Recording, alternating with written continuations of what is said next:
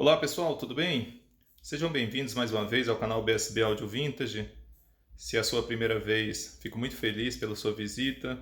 Se já veio outras vezes, eu fico igualmente feliz pela sua volta. É uma satisfação preparar sempre vídeos novos para vocês. Hoje eu resolvi tirar uma folga dos concertos, já que foi uma semana bem cheia. E para não ficar parado à toa, resolvi mostrar uma coisa bem bacana, algo que eu acho bem interessante, muitas vezes passa despercebido pelos donos de toca-discos. É um ajuste muito simples e que garante a você durabilidade do seu conjunto cápsula e agulha, bem como do seu próprio disco de vinil. E do que eu estou falando?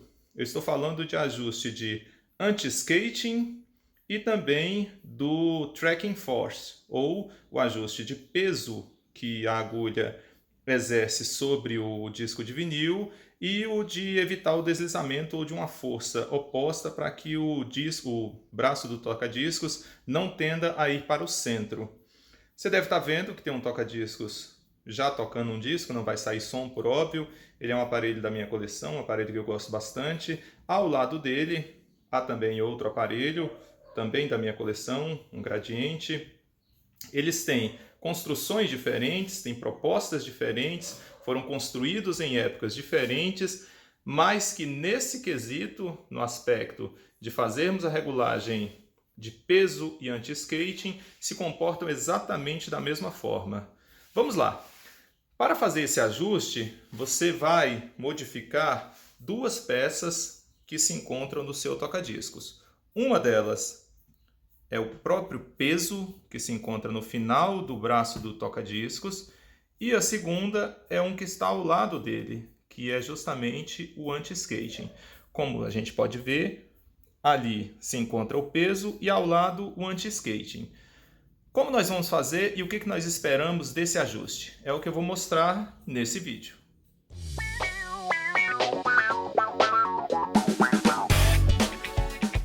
Quando a agulha entra em contato com o disco, ela deve exercer uma pressão tal que seja suficiente para percorrer cada sulco, extraindo dali todas as frequências, de modo que não seja leve o suficiente para que o braço fique solto por cima do disco e com isso ele ou pode deslizar ou até mesmo cair para a borda do disco quando é colocado em um toca-discos automático, e nem tão pesada que venha de forma desnecessária a exercer uma pressão que vá danificar ou diminuir a vida útil da agulha, ou também danificar e prejudicar os sulcos do disco de vinil.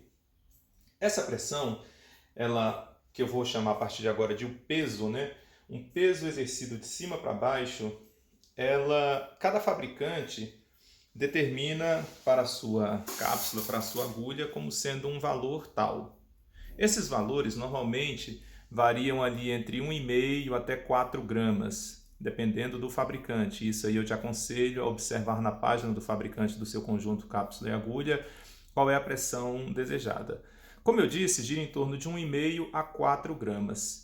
Eu, tradicionalmente, tenho utilizado em torno de 1,8 até 2 gramas, dependendo da cápsula que eu esteja utilizando. Isso aí faz com que eu mantenha a boa qualidade na reprodução e não vá desgastar, como eu disse, disco ou conjunto de agulha. E como é feito esse ajuste do peso que vai a agulha exercer sobre o disco? É por meio do balanço ou do contrapeso que existe no final do braço, que às vezes passa despercebido, ou é calibrado de qualquer maneira, ou é simplesmente girado de qualquer forma e não faz com que a agulha tenha essa pressão necessária em cima do vinil.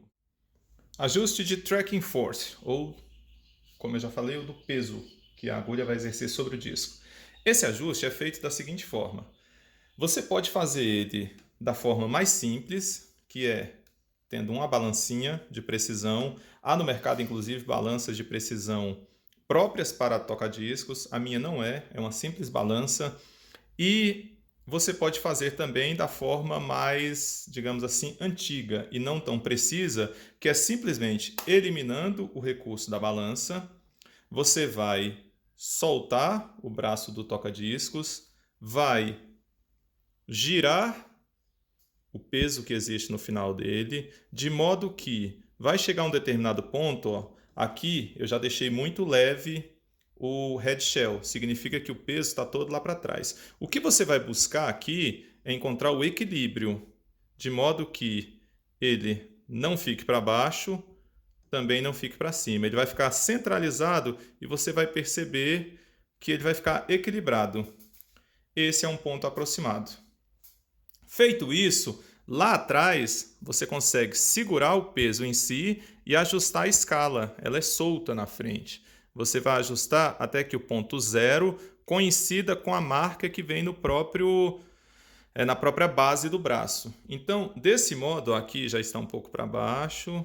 Aqui, ó, é um ajuste bem delicado para você fazer manualmente. Ainda está muito pesado lá para trás. Esse é o ponto. Feito isso, você tem lá o braço totalmente equilibrado a partir daqui. O peso de lá anula o peso de cá e você mantém zero. Achado esse ponto, você pode segurar o braço e você vai girar de acordo com a escala que esteja marcada lá no balanço. Esse aqui, por exemplo, está marcando de meio em meio grama. Normalmente eu deixo em torno de 1,8 gramas. Por quê? É uma carga que não prejudica a agulha, não prejudica o disco e eu tenho uma boa resposta. Está pronto? Sim, o primeiro ajuste, que é o de Tracking Force, já está feito. A forma convencional que eu uso, né, vamos dizer assim, ou a forma mais prática nos tempos modernos, é eu simplesmente ter uma balança, coloco a balança, no caso desse meu toca-discos, há um espaço, há uma altura suficiente para que o braço alcance a balança, no outro a gente vai ver que é um pouco diferente, e aí eu simplesmente levo e pouso a agulha em cima da balança. Vou ver qual é o resultante. Lá eu consegui 1,82, o que significa que para esse toca-discos, para esse conjunto, é bem precisa a forma manual, né, de se fazer esse ajuste. Bom, enfim, feito isso, terminou? Não. Nós aqui já temos a carga adequada no sentido vertical. Nós agora queremos anular o movimento de tendência do braço de ir para o centro do disco. Como é que eu vou fazer? Aí sim entra o ajuste de anti-skating, que é feito aqui. Há aqui dentro uma molinha de baixa pressão ou de baixa tensão que puxa o braço no sentido para fora do toca-discos. Quando ela está calibrada na pressão adequada, eu vou anular essa tendência do braço de ir para o centro do disco e com isso eu vou fazer com que a força vertical, ou seja, de cima para baixo, seja igual à que está indo de fora para dentro.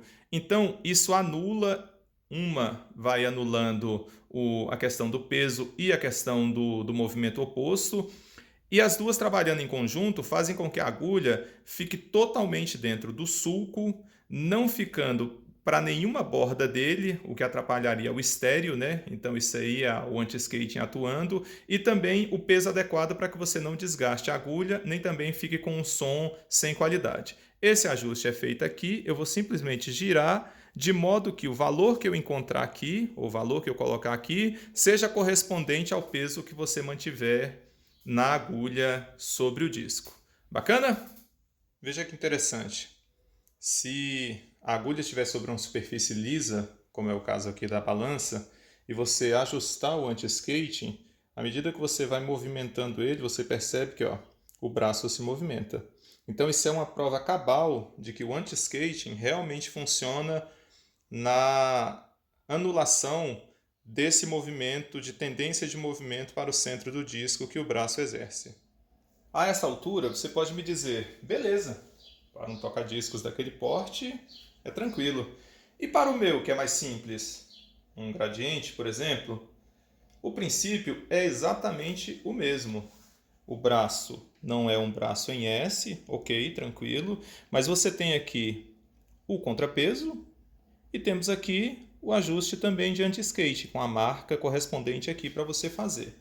No caso do toca-discos gradiente, o próprio balancim, ou o próprio contrapeso dele, também é escalonado, E a parte que vai poder girar é essa aqui, ó. Nós temos aqui a forma de movimentar a base. Então você também vai conseguir fazer o ajuste.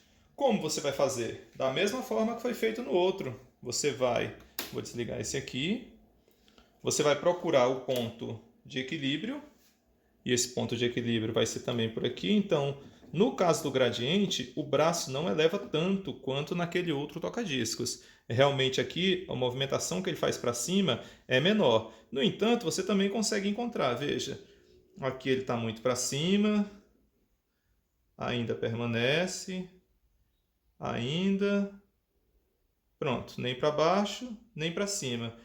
Eu venho aqui, faço o escalonamento, atinjo o zero correspondente e no caso do gradiente, a gradação aqui não é de meio em meio, mas de 0,1 em 0,1. Eu vou dar uma volta completa, 1, até chegar em torno do ponto que eu quero, no meu caso 1,8. Pronto, está feito o ajuste. Feito aqui, eu faço aqui o correspondente, perto de 2, pronto. Ajustei a carga e anti-skating para esse aparelho. Se você tem a balança e quer fazer com a balança, no caso do gradiente, é um pouco diferente. Por quê? Porque no caso do gradiente, a altura que fica aqui para o braço, ele não consegue alcançar uma balança. O braço do gradiente eleva pouco. Se eu for tentar aqui, ó, eu vou forçar e não vou alcançar. Então, o que eu faço? Eu venho aqui, retiro o borrachão, retiro o prato,